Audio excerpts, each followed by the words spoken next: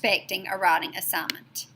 When ever students are given a writing assignment from me, they often have this same expression of on their face because they're like, oh gosh, you mean really I have to write? And so I'm going to give you permission to give every assignment that you have from me and from any other teacher from now on the ultimate sign of disrespect.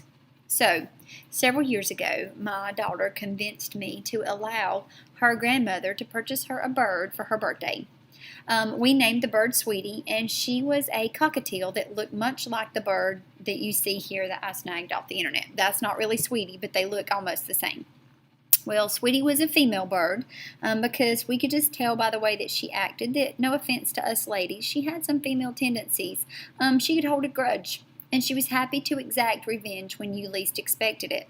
So we taught Sweetie to poo-poo on a piece of paper so that you could play with her for as long as you wished. Well, actually for about 15 minutes before she would accidentally poo on you. So we would hold her over a piece of paper and go, poo-poo, Sweetie, poo-poo, poo-poo, and she would poop.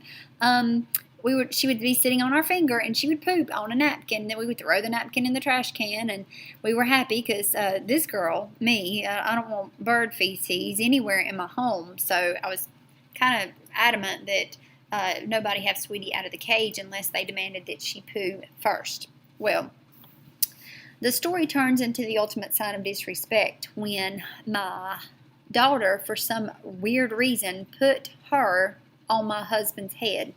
Well, my husband didn't like the bird, and the bird had made it clear in past instances that she did not like my husband either. So I noticed over the side of the room that Sweetie had kind of cocked her head to the side, and she looked like she was concentrating, much in the same way that we would watch her concentrate when we ask her to poo on demand. And so I did one of those kind of slow motion, no, but I was too late. Yep, Sweetie pooped on his head on purpose. And so, as I was trying to clean the poop out of my husband's hair and was really accidentally, with the Clorox wipe, achieving more of a like smeared around kind of effect than I was getting it cleaned out, my husband says with gritted teeth, that is the ultimate sign of disrespect. So, this is Sweetie inspired. Every time I ask you to do a paragraph, I'm going to ask you to, sorry for the 6th grade humor, pee on it. And it's going to be a really long pee. The kind of pee that makes you think, like once you finally get to a gas station after you have been riding for 45 minutes and you were afraid that there was going to be nowhere to pee on a long trip, and you're like, whoo, like glad that's over. So we're going to call it pee-woo. If you will apply these steps to every paragraph, your writing will improve by leaps and bounds. And thanks to Sweetie, it will be really easy to remember what to do. So the first thing that you're going to do is offer your reader a preview. You don't want to be that guy that comes up to somebody out of the blue and just starts talking as if you're in the middle of a conversation and you have absolutely no idea what the person is talking about. Instead, you want to have at least one key word or phrase that signals what the paragraph is going to be about, because the paragraph should be about one central idea.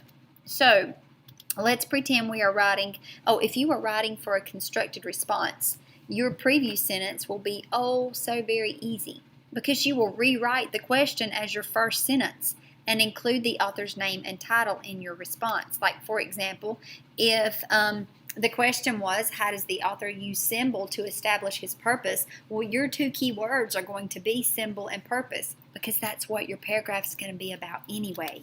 So your preview would be something like this, including the author's name and the title. In his story, The 3 Little Pigs, I'm making up this author, I don't know who really wrote it, Stinky Mick Stinkerson uses the wolf as a symbol to establish his keyword, purposes about the dangers of greed.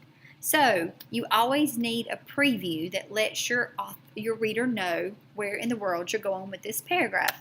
So let's pretend that we are writing a paragraph about whether or not vaping is a safe alternative to cigarettes for teens. So your preview sentence would be something like this. Many teens believe that vaping is a safer alternative to cigarette smoke, but recent studies show vaping poses many dangers to the teenage consumer especially. So what do you think my key words would be? My entire paragraph is going to be about whether it is a safe alternative, see those words in my question, and talk about how it poses many dangers. So those are my key words that let my reader know. So pause the video and fill in the boxes for your preview chart. Okay, so the next thing that you're going to do is give an example. Now, this is almost a no-brainer, even though some students never think to do it. If you're going to prove a point, you got to give me some facts, some sort of something that's going to let my reader know that I'm just not making all this up. You can't expect your reader to take your word for it. So the more specific you are, the better. In fact, it's good to take a quote from, especially if you're doing a constructed response for the state, for your EOC, it has to be a quote. If you're writing a research paper, at least be specific. And if you use a quote, I'm going to teach you how to use those quotation marks correctly in a lesson on ties later. You'll want to cite your source. We'll talk more about that later. So after you give that example, you can't just assume that your reader knows exactly why you're telling them this. You've got to do them a favor and explain what it is that example gives them, what information that they need to know. And your explanation should directly support the thesis of your entire paper if you are writing this as a paragraph in a paper trying to prove one certain thing.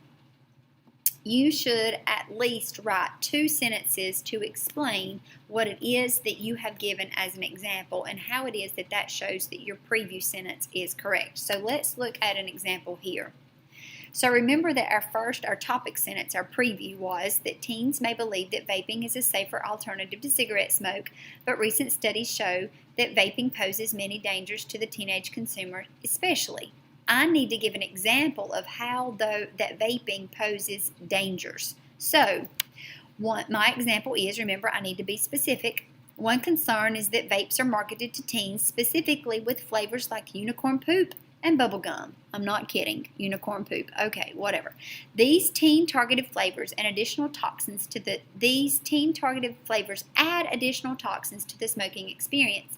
Professor of Pediatrics at the University of California, San Francisco, and lead researcher Mark Rubenstein notes that when these liquids are heated to a vapor, cancerous toxic compounds are formed and are formed in the highest quantities in fruit-flavored options.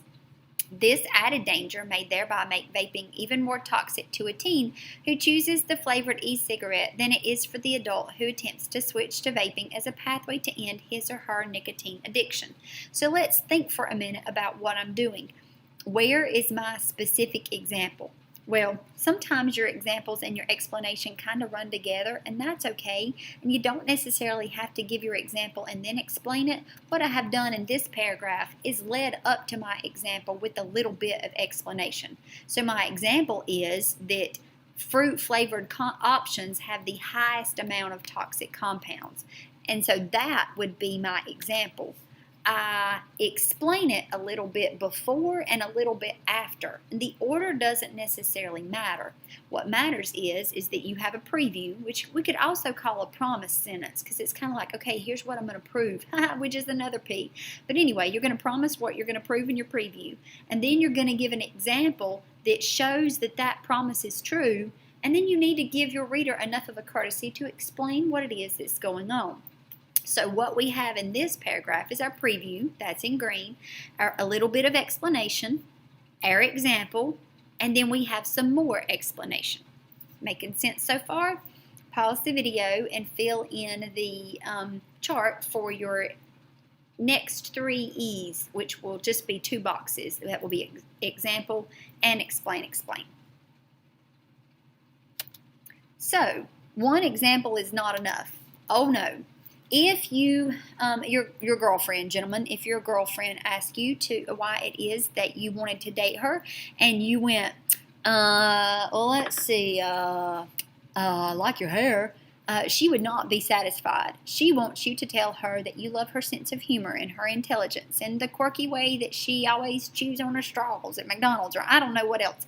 But you need to not make up. Let me back up. You need to have several examples as to why she is the lady of your dreams. Same way in a paper. One example is not enough to prove your point.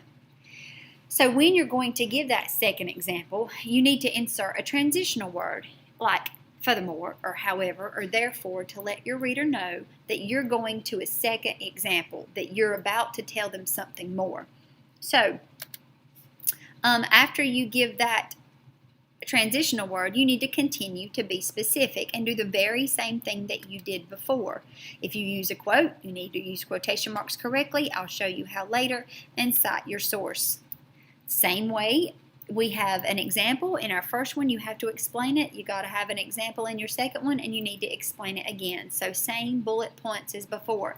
Don't assume your reader knows why you're telling them. Your explanation should directly support what you're trying to prove in your paper or the paragraph, and you should have at least 2 sentences minimum of explanation that can come before or after your example.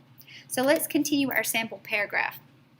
Here is our transitional word. Remember, we said that this added danger may thereby make vaping more toxic. I'm reading the second blue sentence. To a teen who chooses the flavored e-cigarette than it is for the adult who attempts to switch to vaping as a pathway to end his or her nicotine addiction. Here's my transitional word. However, many teens believe that because some vapes do not contain nicotine, it is a safer alternative to smoking. So, here's my next, that's kind of explain it, where I'm introducing my second example. Here's my second example in pink.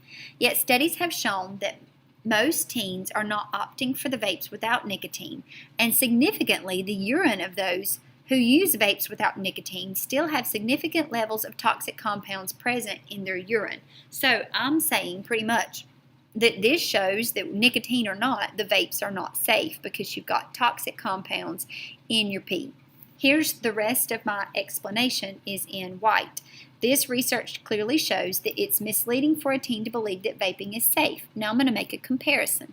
To dance on the edge of a 100-foot cliff and celebrate the fact that the cliff is not 200 feet tall is similar logic of any teen who claims the rite of passage to vaping just because it's not perceived as toxic as the cigarettes of their parents' generation.